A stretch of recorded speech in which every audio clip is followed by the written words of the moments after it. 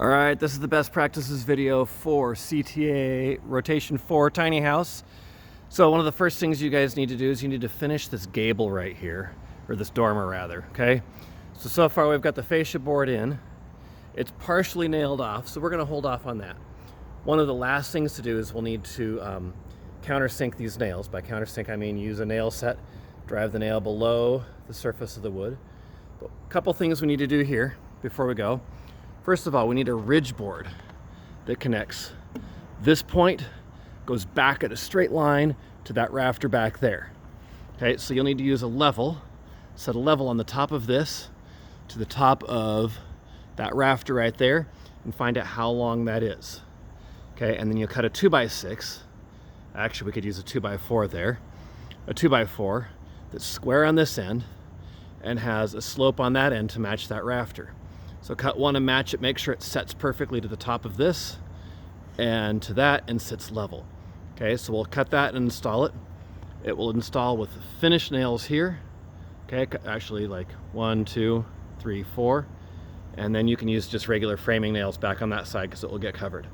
Okay, down here, since we're gonna leave this open, this rafter tail right here has to come off. Okay, you can already see what all this rain's doing to our wood. We've got to get this covered up as soon as we can. So this rafter tail is going to cut right from this plate, not from the board, but from the framing, straight up vertically. You'll have to use a handsaw there. So come in here. If this is level and it's lined up with that top plate, you're fine. Use a handsaw, cut that flat off right there. Okay, and that'll have us prepped right here for our dormer. Okay, next thing we need to do is we need to install the remaining 3 barge boards. So on the right here, you can see where the barge board is. That's that board that's kind of hanging out in the sky. Okay, we need to attach that on that side, right there, and also the other side of the building. Okay, to do that, we're gonna use finished nails anywhere it's going to be exposed to the outside. Those things like to bend, so one of my best practices suggestions is to pre-drill a hole through the board that's just slightly smaller than the nail so the nail will drive through easier. Okay, when you're doing this, we need to check a couple things before you actually attach that. I'm standing on my ladder here. So the first thing is this lookout right here. Okay, that's my lookout. This one, when we installed it on Friday, was not square. So before you do anything, take a triangle, make sure that sits square in there perfectly. Okay, this one's actually a little bit off. Got moved a little bit. Okay, if that's not square, it'll still be structurally sound, but it'll just look stupid when we put it together.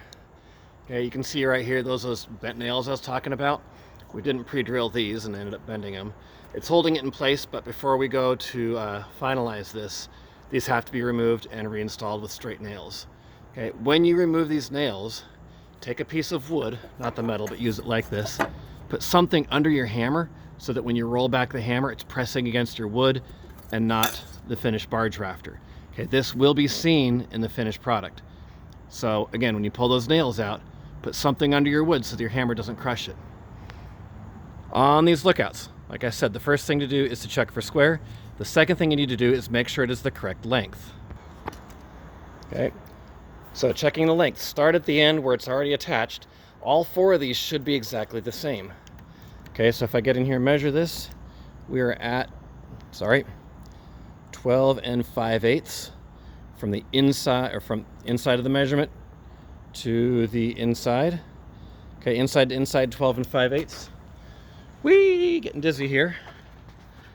Okay, we need to check the same thing right here. I'm trying to film left-handed and I'm all turned around sideways here. Okay, so get back here. So on the lookout, I want to make sure the part of the lookout that's projecting past is 12 5/8. If it's not, you have to uninstall the lookout and reinstall it. Okay? So probably the first thing to do is to check all 4 lookouts. Make sure they're square and make sure they're the correct length. Okay, I'm looking across at that lookout right there. Do you see that? I can guarantee that lookout is not square.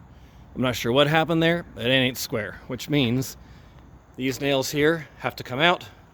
Take one nail out here so that can pivot. Pivot it until it's square. Nail that back in. Okay, so finish on these. You're gonna have 2 of your 12 or 16 penny nails here. Just the sinkers, the yellow ones. 2 sinkers here, and on the outside end where it's exposed, we're going to use 2 of the galvanized finish nails. Okay, last thing as we're finishing these gable ends up, or these barge rafters. Okay, there's nothing sticking out here. That ridge board, there's no ridge board that extends out to this. So to support this top, we need to have the two barge boards connected to each other. So you're going to toenail those into each other. Let me grab a nail and show you what I mean. Okay, so you're going to take these finished nails, you're going to drive them at an angle like so. You've got to get at least an inch protruding through. So you want to find an angle where that nail, when it's flat, is going to protrude through the other board. Okay, if I drive it too low down here, it's not going to stick through. Okay, I've been doing this a bunch of years. I still take the nail. I'll always set it on the board like so, just to see where's a good position and a good angle so that nail's going to go through. So I'm going to put through at least one, probably two nails here. Right about there, I can use a nail set and drive that forward a little bit. And I'm going to reverse it when this other gable board's here, this other barge board's here.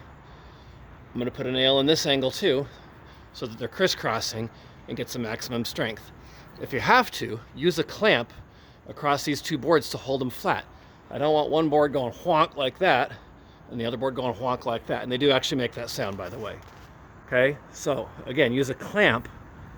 Hold the two boards together this way to keep them from skewing out against each other. Okay?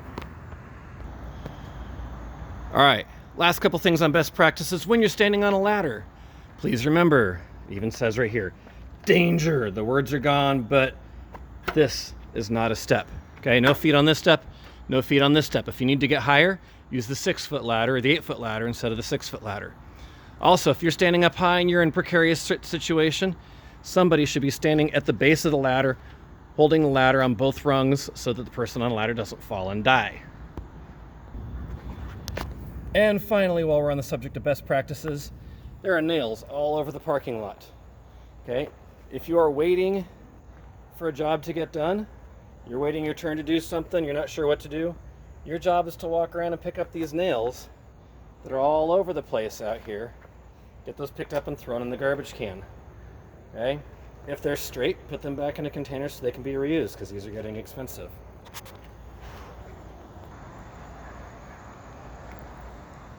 All right, so last, I think I've said last like 3 times now probably. Okay, and your best practices, you've got 6 people working on this crew. Each job takes maybe 2 people. So divvy up your work so everybody's doing something. Okay, be safe.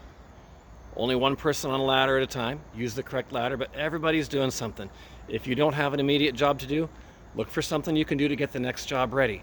Look ahead, make a plan so everybody's doing something, nobody's standing around. Okay, if this were a real work situation and the supervisor comes out, if there's 6 guys on the crew and only 2 guys are working, 4 guys don't work the next day. Okay, that's what's called getting laid off. The supervisor says, well, clearly we don't need 6 people. Let's just hire 2, which means 4 people looking for work that week. All right, I'll see you guys on Wednesday. This is your best practices for Tiny House 4. So these are the things I'm looking forward to seeing in your best practices essay. Take care. Bye-bye.